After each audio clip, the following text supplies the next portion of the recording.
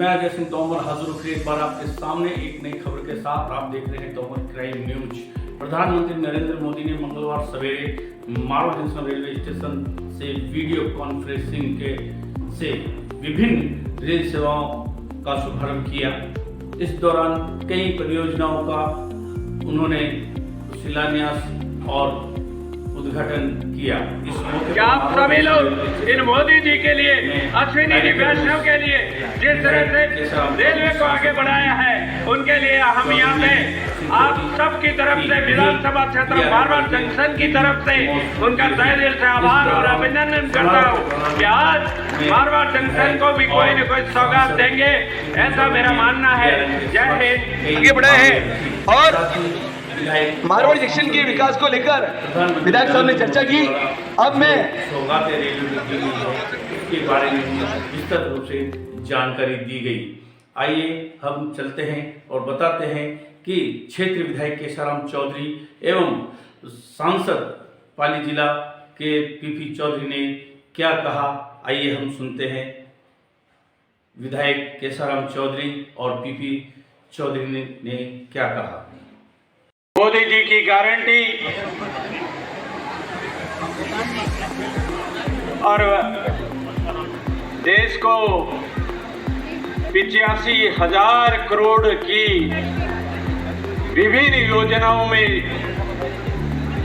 शिलान्यास और शुभारंभ करने का आज इस पावन मौके पर हमारे बीच में पधारे हुए पाली जिले के सांसद पीपी चौधरी साहब, रेलवे के डीआरएम धनखड़ साहब, अब आज इस पावन मौके पर साल के पीरियड में रेलवे को जिस तरह से आगे बढ़ाया है, निश्चित रूप से प्रधानमंत्री जी को बहुत बहुत बधाई और शुभकामनाएं देते हैं कि आपने भारत देश में आजादी के बाद अगर कोई सबसे बड़ी सौगात अगर किसी ने दी है तो नरेंद्र जी मोदी ने दी है। आपने देखा है रेलवे लाइन बिछाने में देश की आजादी के बाद पहला मौका मिला। 10 साल के अंदर जिस तरह से रेलवे लाइनों का बढ़ोतरी हुई, मीटर गेज से ब्रॉड गेज में परिवर्तन हुआ, उसी तरह से डीएफसी की डबल लाइन दिल्ली से अहमदाबाद तक क्लियर हो गई। और कोई कल्पना भी नहीं कर सकता था कि रेलवे में भी हमारे यहाँ पर भी बिजली से रेलें चलेगी। विदेशी जैसी सोच लेकर के विदेशों में जिस तरह की ट्रेनें चलती है, उस तरह की ट्रेनों का इस मारवाड़ की धरा पर भी आगमन हुआ है।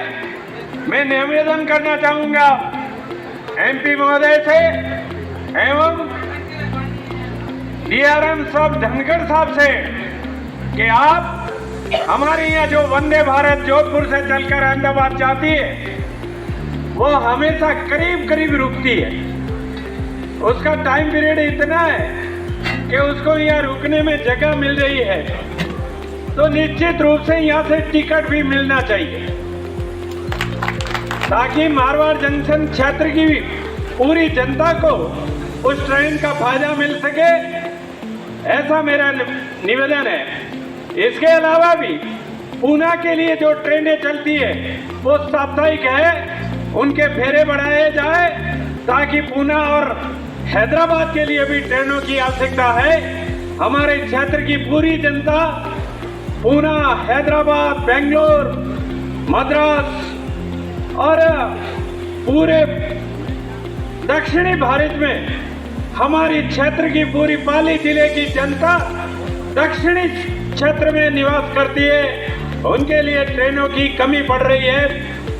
हमेशा रिजर्वेशन में कभी जगह नहीं मिलती। ऐसी सूरत में ट्रेनों के फेरे बढ़ाने भी आवश्यक है।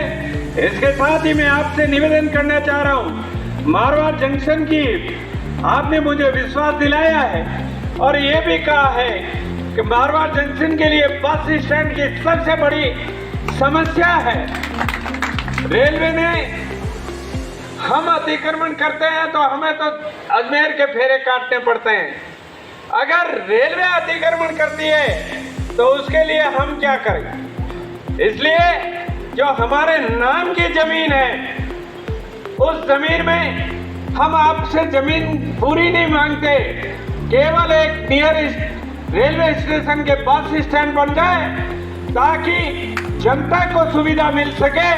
ये मेरा आपसे निवेदन है। एमपी साहब भी विराजे हैं और वैसे वो वकील भी है, सुप्रीम कोर्ट केस लड़ते हैं। हमारा तो छोटा मोटा केस यहाँ पर चल रहा है, उस केस में हम विड्रॉ करने को तैयार हैं, मगर मारवाड़ जंक्शन की जनता को बस स्टैंड के लिए जगह मिल जाए ताकि रेलवे स्टेशन और बस स्टैंड दोनों नजदीक हो जाए। रेलवे जनता के लिए है, इसलिए जनता को सुविधा मिले, उस सुविधा के लिए मैं निवेदन करना चाह रहा हूँ। बंधुओं, रेलवे में जिस तरह के अपने माननीय पीपी साहब से निवेदन करूंगा कि जितने भी स्टेशन है आप ओवर ब्रिज मत दीजिए। ओवर ब्रिज के नीचे अंडर ब्रिज डीएफसी ने दे रखा है, हमें उस अंडरपास को केवल आगे बढ़ाना है। इंडियन रेलवे के नीचे से अगर क्रॉस हो जाए, हमें ओवर ब्रिज की आवश्यकता नहीं, हमें लिफ्ट की आवश्यकता नहीं, हमें एक्सीलेटर की आवश्यकता नहीं। वो पैसे इसमें लगा करके अंडरपास दे दिए जाए ताकि हर एक स्टेशन पर हम आराम से पहुंच सके। जनता पैदल पैदल चल करके स्टेशनों पे पहुंच सकती है। मैं निवेदन करना चाह रहा हूं कि बार बार इस तरह से जो निर्माण कार्य हो रहे हैं उनमें भी गुणवत्ता आनी चाहिए। ये रेलवे का ओवरब्रिज 3 बार तोड़ के ऊपर बढ़ाया गया। रेलवे की प्लानिंग 100 साल के लिए होनी चाहिए और रेलवे उस 100 साल के अंदर होने वाला निर्माण को टच करने की आवश्यकता नहीं होनी चाहिए, ऐसा मेरा मानना है। बंधुओं, देश के प्रधानमंत्री रेलवे के लिए जिस तरह से सौगात दे रहे हैं, अश्विनी जी वैष्णव का भी मैं आभार व्यक्त करना चाह रहा हूँ। वो भी मेरे पहले कॉन्स्टिट्यूंसी में थे, अब बाली कॉन्स्टिट्यूंसी में है। उनको भी सोमेश्वर और जवाली पे उतरना पड़ता है, रानी पे उतरना पड़ता है। वहाँ पर ट्रेनों का ठहराव होना चाहिए ताकि जवाली, सोमेश्वर और रानी तीनों पे अगर रेलों की सौगात मिलेगी, उनके स्टॉपेज मिलेंगे, रेलवे को फायदा होगा। रेलवे अपने फायदे के लिए सोचती है और पैसेंजर भी उनको मिलते हैं, तो क्यों न स्टॉपेज दिया जाए, ऐसा मेरा मानना है। आज इस पावन मौके पर नरेंद्र जी मोदी हमारे से रूबरू होंगे। हम सौभाग्यशाली है कि आज नरेंद्र भाई मोदी अपने को डायरेक्ट आमने सामने बात करते हुए दिखाई देंगे।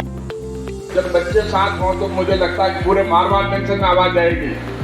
दोनों हाथ ऊपर और दोनों मुट्ठी बंद, एक भी हाथ नीचे नहीं हो, आवाज आनी चाहिए पूरे शहर में, मारवाड़ जंक्शन में। देखो बच्चे कर रखे हैं, आप लोगों ने नहीं कर रखे। भारत माता की, भारत माता की, वंदे, जय जय श्री राम, जय जय।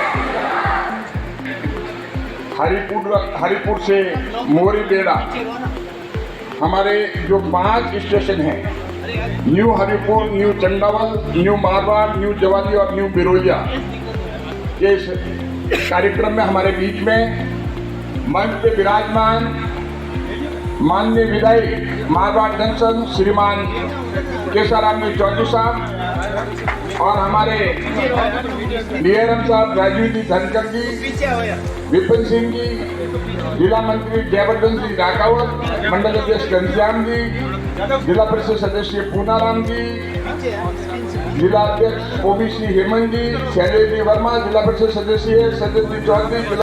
संचालन के मामले में हमारे रेलवे वेंडर्स जो बहुत परेशानी में थे, उसके लिए मैं सबसे पहले धनखड़ जी को धन्यवाद देता हूं कि आपने आदेश निकाला इनके लिए, और क्योंकि इनके रोजी रोटी का सवाल था। मैंने कहा तो मैं प्रोग्राम में आने के पहले ये आदेश निकलना चाहिए, और आपने आदेश निकाला और आम जन की भावना को समझा, आपकी तकलीफ को समझा, इसके लिए इनको धन्यवाद।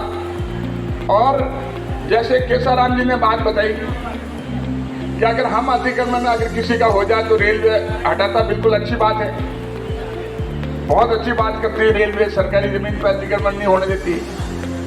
लेकिन रेलवे जहां पर अतिक्रमण कर रही है उस चीज को रेलवे को इमीडिएटली देखना चाहिए और उसका पेमाइश करवा दें, उसके मेजरमेंट करवाएं सक्षम अधिकारियों के लिए, राजस्व अधिकारियों के से, और मेजरमेंट कराने के बाद में संतुष्ट होने के बाद में वो जमीन शीघ्र आम जनता के उपयोग के लिए छोड़ी जानी चाहिए। और जैसे केसाराम जी ने बताया कि वंदे भारत लगभग मारवाड़ जंक्शन में उसको किसी न किसी कारण से रुकना पड़ता है, लेकिन गाड़ी रुकती है लेकिन उसका टिकट नहीं मिलता क्योंकि उसका ऑफिशियल ठहराव नहीं है। तो मैं डीआरएम साहब को कहूँगा आपके पास प्रपोजल आएंगे, जीएम के पास प्रपोजल आएंगे ऊपर से। मैं आपको विश्वास दिलाता हूँ कि मारवाड़ जंक्शन में वंदे भारत ट्रेन हम रुकवाएंगे, वहाँ यहाँ पर स्टॉपेज होगा। पूरा प्रयास करूंगा मैं, क्योंकि उससे जोधपुर जाने के लिए भी आराम होगा और अहमदाबाद जाने के लिए भी आराम होगा। और जहां तक अंडरपास की बात है, ये बात बिल्कुल सही है कि डेडिकेटेड फ्रेट कॉरिडोर के नीचे करीब 33 ऐसे अंडरपास है। वो डेडिकेटेड फ्रेट कॉरिडोर के नीचे तो बने हुए हैं क्योंकि वो लाइन नहीं बनी, लेकिन रेलवे के तक वो एक्सटेंड नहीं हुए हैं और वो अधूरे हैं। वहां से डेडिकेटेड फ्रेट कॉरिडोर की लाइन है, वहां से निकल करके फिर दूसरी तरफ आने के लिए और दूसरे चाहे लिफ्ट हो चाहे एक्सीलेटर हो, अलग अलग स्टेशन पे चाहे फुट ओवर ब्रिज हो, वो काम में लेना पड़ता है। लेकिन ये बात मैंने रेलवे मंत्री जी के संज्ञान में जब लेके आया तो उनको बड़ा सरप्राइज हुआ और उन्होंने ऑर्डर किए हैं कि सारे जितने भी जो डेडिकेटेड फ्रेट कॉरिडोर के नीचे अंडरपास हैं वो पूरे के पूरे रेलवे की लाइन के नीचे भी होकर करके कंप्लीट होंगे और ये काम शीघ्र पूरा होगा, जिससे आने जाने में ये आराम हो जाए। और मुझे इस बात की खुशी है कि पाली लोकसभा क्षेत्र में सबसे ज्यादा जो ठहराव मिले हैं वो करीब 58 ठहराव रेलों के पिछले 10 सालों में मिले, जो कि सर्वाधिक है। और हम देखते हैं कि अलग अलग हम देख के तुलना करें, कई लोकसभा क्षेत्र में कई 2 मिले हैं, कई 5 मिले हैं, कोई 10 मिले हैं, लेकिन मुझे लगता नहीं 20 से ज्यादा मिले हैं। लेकिन मैं धन्यवाद देता हूँ प्रधानमंत्री मोदी जी का, आभार प्रकट करता हूँ, मैं धन्यवाद देता हूँ हमारा अश्विनी वैष्णव जी का, जो मोदी जी के नेतृत्व में पाली लोकसभा क्षेत्र का आप लोगों का विशेष ध्यान रखा और करीब 58 रेलवे के ठहराव हमें मिले, क्योंकि हमारे दक्षिण से जो भाई लोग आते हैं उनके लिए बहुत सुविधाजनक है। और पाली लोकसभा क्षेत्र ऐसा है जहाँ पे सबसे ज्यादा प्रवासी जो हैं वो दक्षिणी भारत में रहते हैं, उनके लिए आवागमन का साधन जो है वो सुगम हो जाता है। और यही सोच हमारे प्रधानमंत्री मोदी जी की है कि रेल है तो आम जन के लिए है, आम जन की सुविधा के लिए है। तो आपकी सुविधा को ध्यान में रख कर करके हमेशा मोदी जी वो काम करते हैं। और आने वाले टाइम में जो अभी केसाराम जी ने बताया कि हमारे चाहे चेन्नई हो, चाहे हैदराबाद हो, चाहे बेंगलोर हो, चाहे पूना हो, यहाँ से ट्रेनों के फेरे बढ़े और नई ट्रेन भी चलें, जिससे कि हमारे आज वेटिंग लिस्ट है वो कम हो। नहीं तो आम आदमी को बहुत परेशानी होती है कि उनको सीट भी ट्रेन पर नहीं मिलती है। तो इसके लिए मैं आपको विश्वास दिला दूं, जो डेडिकेटेड फ्रेट कॉरिडोर बना है ये प्रधानमंत्री मोदी जी के विजन से जल्दी तैयार हुआ है। ये इसकी वजह से हमारे जितनी भी मालगाड़ियां हैं वो उस पर चलेगी, जिससे कि यहाँ पर ट्रैफिक था सवारी गाड़ियों ये रेल पे उनके मालगाड़ियों का भी, वो वहाँ शिफ्ट होने की वजह से यहाँ पर जगह खाली होने पर और भी नई गाड़ियाँ चलाई जाएगी और उनकी स्पीड भी अच्छी होगी। और जो डेडिकेटेड फ्रेट कॉरिडोर जो मालगाड़ी के लिए बना है, जो मालगाड़ियाँ पहले 35 और 40 की स्पीड से चलती थी, अब 100 की स्पीड चलने से माल का ढुलाई भी जो है वो भी जो है तीव्र गति से होगा। और ये आपको जान करके आश्चर्य होगा कि हमारे सबसे कम सस्ता जो है ढुलाई का साधन वो रेलवे का ही है, सबसे ज़्यादा महंगा हवाई का है। और अगर मान लो हमारे यहाँ पर शिप का तो यहाँ है नहीं, पूरे देश में और जगह तो है, लेकिन उसके अलावा अगर हम देखें सड़क मार्ग से तो हमारे करीब 3 रुपया 60 पैसे प्रति किलोमीटर सड़क मार्ग से अगर ढुलाई होती है ट्रकों के द्वारा तो उसका रेट रहती है, और माल ढुलाई की लागत अगर रेल के द्वारा देखें तो 1 रुपया 60 पैसे प्रति टन प्रति किलोमीटर आती है। तो रेलवे से सड़क के बजाय आधे से भी कम रेट आती है। इसीलिए रेलवे को जो माल ढुलाई का प्रोत्साहन दिया जाएगा और आम जन को उसका फायदा होगा, और रेटें जो हैं एसेंशियल कमोडिटीज की वो ज़्यादा नेट कॉरिडोर के 5 स्टेशन जो हैं, new Haripur, new Chandawal, new Marwar, new Jawali, new Birolia, इस पे जो मुझे बताया गया है लगभग 100 करोड़ एक पे, सही है, 100 करोड़ खर्च कर दोगे, 100 करोड़ एक पे करीब 500 करोड़ का काम जो है ये होगा। हम सोच ही नहीं सकते, देश आज़ाद होने के बाद में